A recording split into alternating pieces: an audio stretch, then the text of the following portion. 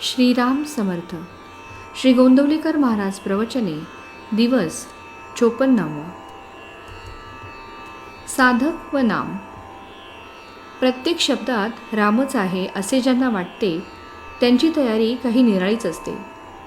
आपल्याला अमुक एका नावातच प्रेम येते, परंतु जिद्धांना मात्र कोणी कशाचाही उच्चार केला तरी नामाचाच केला आहे असे वाटते.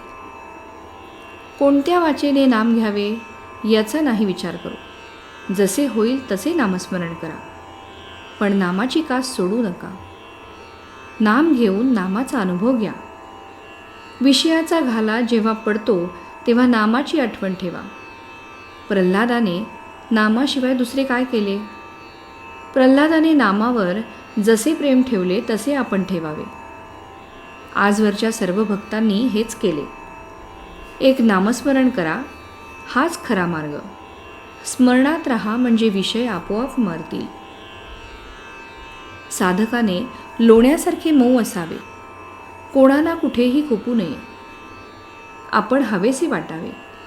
आपण निस्वार्थी झालो तरच हे साधेल. कोणी आपल्या पाया पडताना मी या नमस्काराला योग्य नाही असे साधकाने मनामध्ये समजावे.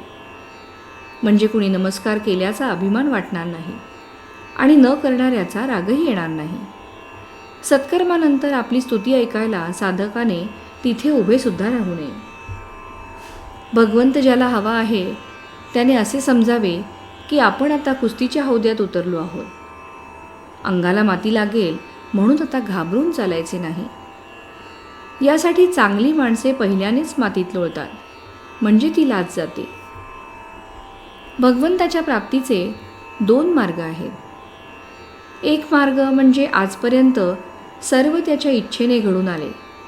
माझे जे सर्व आहे ते त्याचेच आहे, त्याचे तो पाहून घेईल. तो जे करील ते सर्वांच्या हिताचेच करील. उद्याचा दिवस त्याच्या इच्छेनेच यायचा आहे असे मनाशी ठरवून आपण त्याच्या स्मरणात निश्चिंत राहणे हा होय. दुसरा मार्ग म्हणजे मी जगात कुणाचाच नाही, मी रामाचा आहे असे म्हणून कुठेही प्रेम न ठेवता त्याच्या स्मरणात राहणे हा होय.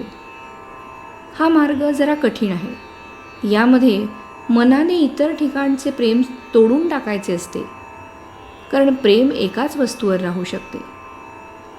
मन जर आपले ऐकत नसेल तर न ऐकू द्या. आपण चांगले वाईट शोधावे आणि त्याप्रमाणे करू लागावे. मन आपोआप तिथे येईल. म्हणूनच आपले मन मारा असे न सांगता आपले मन भगवंताकडे लावा असेच संत आपल्याला सांगतात. तात्पर्य हेच माझे सर्वस्व आहे असे नामात प्रेम असावे. श्रीराम समर्थ.